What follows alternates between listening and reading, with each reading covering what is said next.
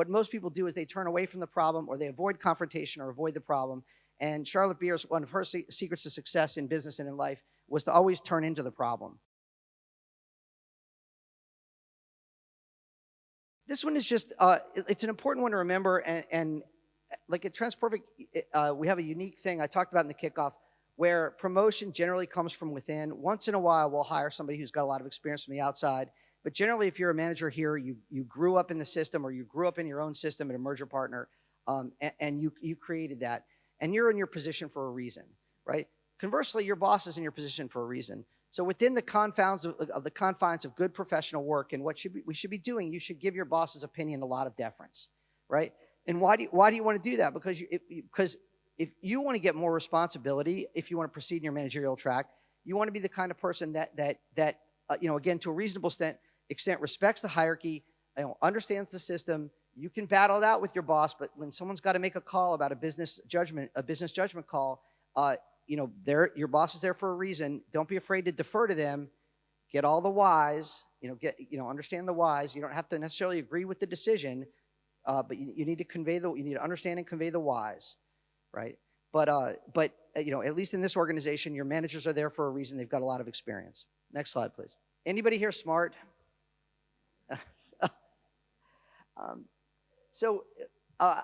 I managed a ton of smart people in my time. And one thing smart people tend to do is they tend to make snap judgments, and then they tend to have their experience frozen in time, or their opinion of you frozen in time. I mean, where's Yukai? If Yukai's the CIO, if he thinks you're a dummy, it's going to take you 10 years to change his mind. And I would challenge Yukai, and I would challenge, actually, I'm just picking on Yukai, but if I would challenge everybody, and this is it's a very big tendency for smart people, to not have your opinion of people frozen in time, all right? People can grow into positions in like ways that are really hard to imagine. So you might start off with somebody in the first, couple months and think, God, this person's never going to make it, but let me give it a shot. Let me have a personal invested interest in their success. Let me keep trying, and people will surprise you.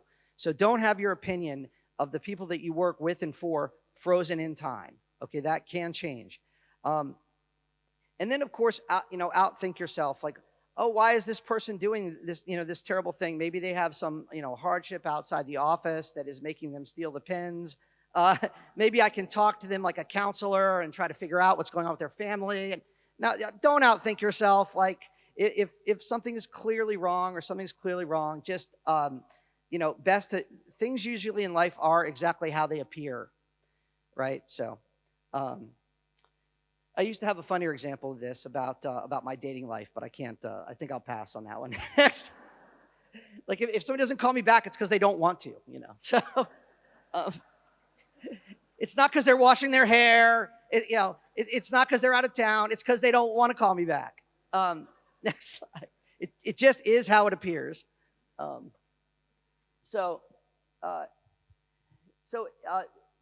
Being direct. So I don't really, I guess passive aggressiveness, does anybody know when I say this term?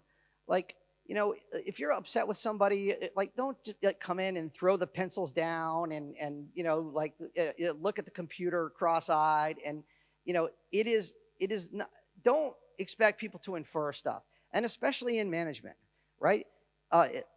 Deal with a problem right away, talk about it, don't be passive aggressive about it. Anybody know who Charlotte Beers is in the room? This is maybe from another generation, but Charlotte Beers is actually a business hero of mine. She's credited with breaking the glass ceiling for women in business. She was the first female president of Ogilvy and Mather in advertising, and then she went on to work as Undersecretary of State under Colin Powell and devote her life to public service.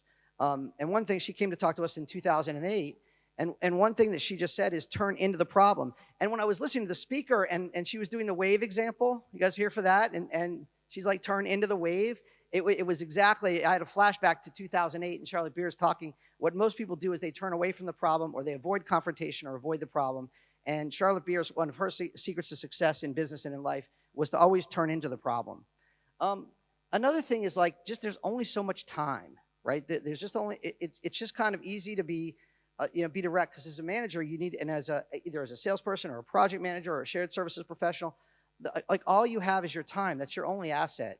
You don't have time to signal things with smoke signals and passive aggressive signals. Probably just best to have a meeting with someone and let them know what the issue is in a respectful way, and it's a huge time saver. Next slide.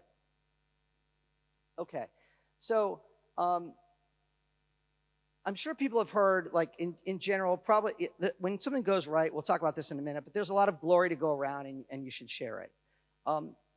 When something goes wrong, or you have to deliver a tough message, I would deliver it one-on-one. Some people they don't want to deliver it one-on-one, so they bring the whole team together and they act like the problem is abstract and everyone has it, but they're really talking to one person, right?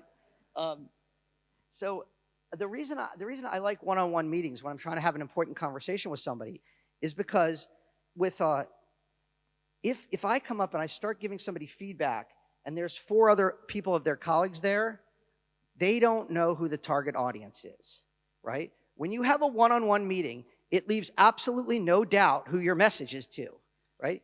But if you bring somebody in like a military style and dress them down for a problem or a mistake or something, and you do it in front of 5 other colleagues, whether you know it or not, what that person is thinking is this message for me or is this message for these other people, right? So there's an added benefit to one-on-one meetings, and that added benefit is there is no doubt who you're really talking to or who your message is really meant for.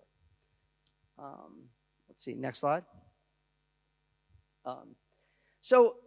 Again, this is within the confines of good professional business and what's appropriate. It may be appropriate to take the person for a drink, may be appropriate to take the person to a coffee shop. If you have to have an important conversation with somebody, I've never had a career-changing conversation inside the office. I would change the environment, go for a walk, do something, change up the environment, and have the conversation. I wouldn't have it in a group environment. I wouldn't have it in a stale boardroom. If you've got to really have a talk with somebody about something attitudinally that they're doing wrong or something that they really need to change to succeed, I would say don't be afraid to change up the environment in a professional way. All right. Next slide. So 51-49 rule. Anybody know Hamlet's tragic flaw? Do we have any literary people here? Not one. Oh, there we go. Alex? Indecision. That's right. Hamlet's tragic flaw was indecision. So sometimes as a manager, you need to make a decision. We're either gonna open an office in Osaka or we're not going to. But if we decide that we're going to as managers, if we decide, okay, we're going to invest these resources and we're going to open this office, if we're 50, we kind of don't know, but we decide we're 51% one way, we want to be 100% that way to give that office or whatever that decision is the greatest chance of success. So now maybe new information comes and we figure out we have a problem in Osaka and we can't sell or meet our business development goals or whatever, and then that new information changes our mind.